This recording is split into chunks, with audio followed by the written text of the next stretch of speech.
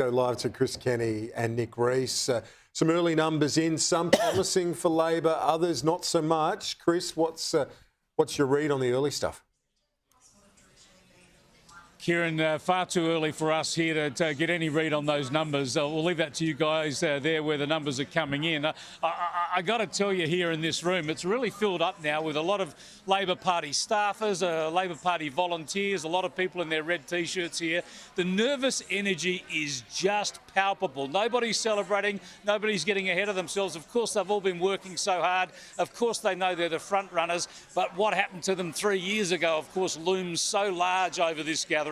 You can just feel it in this room. I wanted to talk about it now because it may change dramatically over the next hour or so. Nicholas Rees, you got a lot of, even I have some mates out there in the Labor camp, but you got to know a lot of people in this room, and jeepers, they're clenching their every muscle in their face, aren't they? Just hanging on to that energy. I'm surprised how many people you seem to be friends with at this function here tonight, Chris, but I think you're getting the stink eye from one or two as well.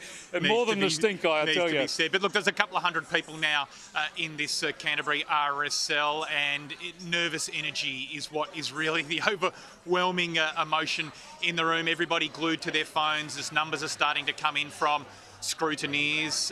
Some interesting results coming in that I have seen in the seat of Chisholm.